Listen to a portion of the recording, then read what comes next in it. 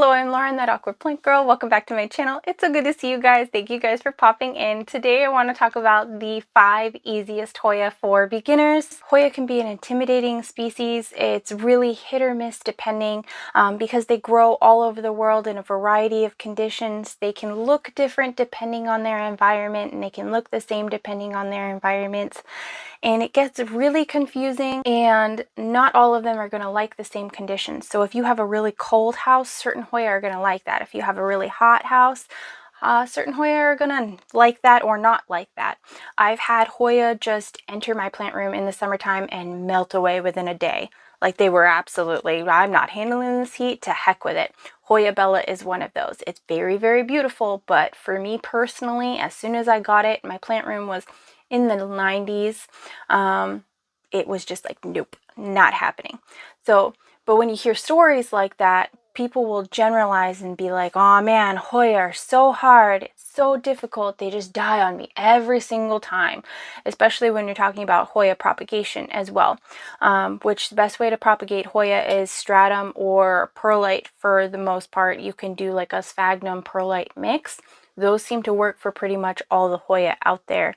It is going to vary depending on which specific Hoya, which way is going to work the best. Anyway, let's deep dive first into the easy beginner Hoya that it doesn't matter what time of year. My plant room can be very cold in the wintertime. It can drop down into the upper 50s, low 60s, especially if I forget to turn the heat on. I'm on the upper floor of a farmhouse, so heat rises and then the heat will kind of come up here. But even then, like, the windows are thin. I don't really use a lot of insulation.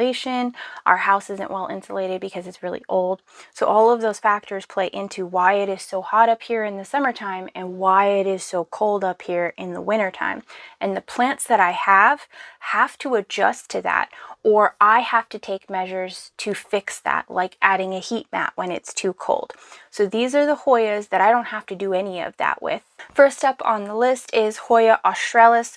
Hoya Australis is a really fast grower. It's all green. It's very, very beautiful plant, but they're very, very pretty. All of the vines are pretty thick on them for the most part. They get thicker with age as well. And they are fast growers. They don't need a highlight condition. I actually have my Hoya Australis hanging out in my northern window over there. It's getting the same exact light that I have a fern in. It's getting the same exact light that I have several calathea in. And I think I have Maranta over there as well. So it's just a northern window. It does grow faster with more light, and it can get sun stressed and get a beautiful coloration when it has enough light on it. But if you don't mind keeping it all green, then you can keep it in a lower light situation. It's not one of those Hoya that's going to just pass on because it doesn't get enough light. Okay, so this one I've had in a variety of conditions. I got it as like a 2 or 4 leaf little plant. This is Hoya Macrophylla Albow Marginada, and they say Albow Marginada because it has albow as in white and then margins as in sections of it are white.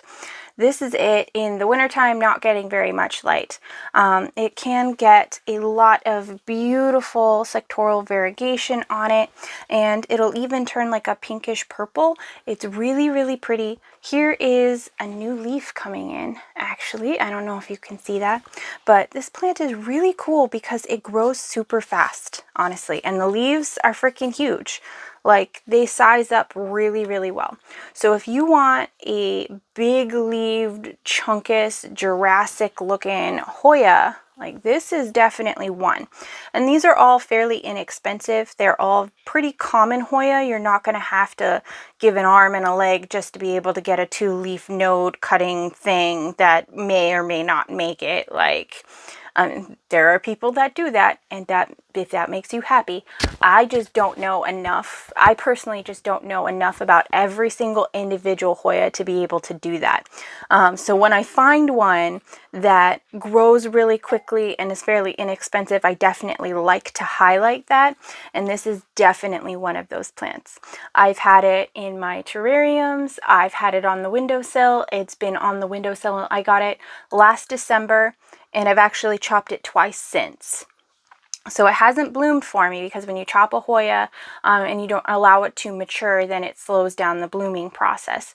After it's mature and it has multiple vines, then you can go ahead and start chopping it. But yeah, when you're just trying to get it to bush out in the beginning, then you cut it quite a bit. So now this has 3 different growth points on it, which works out for me. But it came as like just a 2 or a 4 leaf little cutting with just 1 stem coming out. So now I'll be able to have multiples, and it can be a really big bushy thing, and I can have it climb or trail.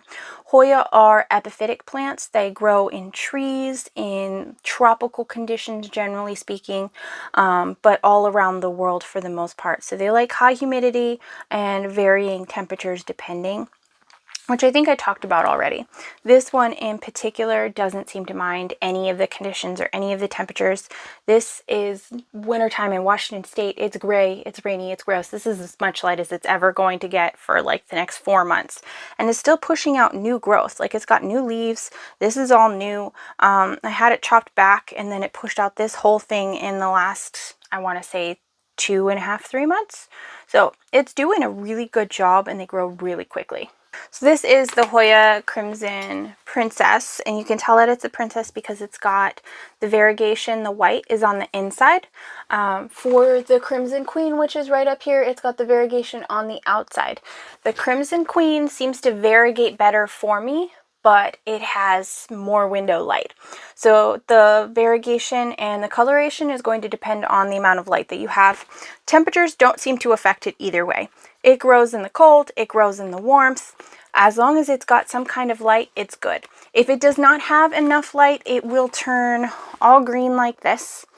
And then when it is getting enough light, then you'll start to see more and more variegation. And when it starts to get a little, I don't want to necessarily say too much light, but more light than it needs, then you'll start to see that it gets purple and pink coloration. This one gets more light, so this one tends to do that more. It's also going to sometimes put out all white leaves on the princess and on the queen, depending. So that is really, really cool when you start to give it enough light. But regardless, they're very beautiful, very fast and easy growing plants. They do not need water very often. I haven't really talked about Hoya watering. All of the Hoya do not need very much water very often. For the most part. There are smaller, thinner leaved Hoyas. Like, I think the Hoya Australis is the one that would need more water out of pretty much all the ones that I am mentioning here today. But even compared to most other plants, even compared to a philodendron, it needs less water than that sort of plant for the most part. And then these bottom soak very well. So if you like to water your plants that way, this works out really well. And again, very readily available, very fast growing. I think you can get cuttings of these and then within a couple months have a nice sized stem that you can chop up and make a more full plant, and they propagate pretty easily. I know a lot of people like to propagate these in water. They're that easy. I still do the methods that I mentioned at the beginning of the video, but that is an option if you want something that's easy to propagate. Hoya Obava. This is an Obava splash, but because it doesn't get very much light, it doesn't have as much splash. And it's really the different environmental conditions that are going to determine whether it has splash or not. And like we talked about before, the lighting, whether it's going to have certain colorations. They are beautiful plants. They really, really are. This one was a 2-leaf cutting that I got a couple years ago. It took it a while. I want to say it took it like 6 months to grow beyond like just a rooted 2-leaf plant. And then once it did, it grew like crazy. I've chopped this several times. You can see that there's multiple different little growth points on this. Here's this. It's been wrapped around this trellis. I've totally chopped it and gifted it to other people as well. It's got another thing growing here, which is really cool. But these leaves can get huge, and depending on the environmental conditions, they can become more and more round. So these are really cool as far as that goes, and they're fast and easy growers. And again, they're very thick and chunky leaves, so I don't have to water this that often. This is a tiny little pot. I want to say like maybe a 3-inch pot, if that, and I water it once a month. And in the summertime, I have to water it more than that because 90 degrees to 100 degrees up in this plant room kind of dries everybody out quickly. Like, I'm done after watering everybody. I need water. So, but especially in just normal temperature conditions, this is fine. And it grows in heat and it grows in the cold. It does grow slower in the colder temperatures. So there's that. And when I say cold for plants, I mean like 50 degrees, anywhere from 50 to upper 50s, lower 60s type of cold. I don't mean like freezing temperatures. These are all tropical plants. None of them are going to be happy in freezing temperatures. I have heard of some Hoya being able to survive in freezing temperatures, but I don't think that they thrived very well after that, honestly. But this is a super easy Hoya. Hoya Obava. There's Hoya Obava Splash. There's Hoya Obava Albow. Whole bunch of different kinds of the Hoya Obavadas. And the fifth Hoya that I want to talk to you guys about today is this beautiful one right back here.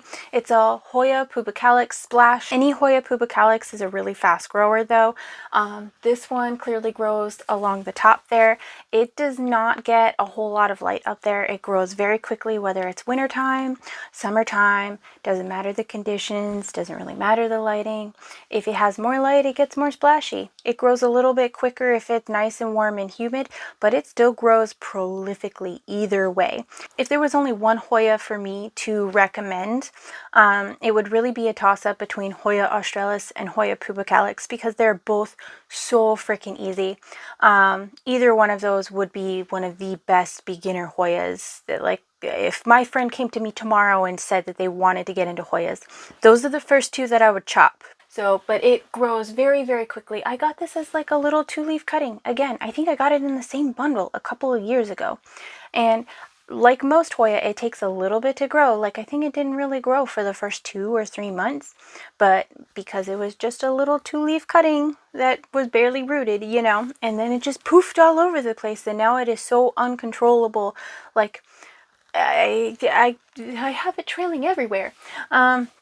The only issue I have with Hoya Pua CeX is it's kind of a thirsty plant. Like, if it doesn't get enough water, then it will start to kill off its new growth and kill off its ends. A lot of Hoya will do this, but Hoya Pua CeX seems to do it a little bit more often than the others.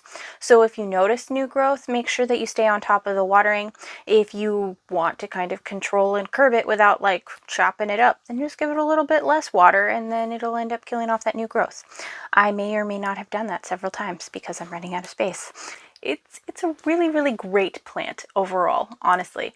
One of the most fantastic beginner Hoyas. Definitely highly recommend. Just to recap for you really quickly, the top 5 beginner Hoyas that I have come up with for you are Hoya Australis, and then we've got the Hoya Macroo, Albow Marginada. Any Hoya Macroo is going to work really well for you. You've got the Hoya Carnosa Crimson Princess and Crimson Queen. Queen is the one with the white on the outside. Princess has the white on the inside of the leaves. They're both going to get beautifully colored pink, purple under sun stressing. They can both put out white leaves. There's just more white on the Princess if you prefer that, generally speaking, but they're all part of the same family. They're practically twins. Like, it just is what it is. So the next one was Hoya Obava, which is an amazing plant, and then we've got the Hoya Pua CeX. So if you watched this entire long video and you were trying to remember which was which, or you didn't take notes along the way, those are the ones for you. Hoya are very easy care plants. They are intimidating, but it just depends on what particular Hoya that you're getting into. If you want to learn more about the Hoya, like I was saying before, I do write articles for indoorgardening.com, so you can go check them out. I'm going to be putting more and more stuff out there. You can also subscribe to my channel. I'm going to be putting out more and more videos. They're sporadic. I'm a parent, so sometimes it's a couple of months, sometimes it's one a month, sometimes I put out a couple a week. It just depends. There is no set schedule here because my family comes first. This is just kind of fun for me, and I like to help people and meet people and take care of plants and share the planty joy. So that's kind of what's going on here if you're new to the channel and you just kind of sat through this. It's been a while. Anyway, thank you so much for watching. I really, really appreciate it. I hope you have an amazing holiday season if I don't see you again before that. And I will see you in the next one. Bye!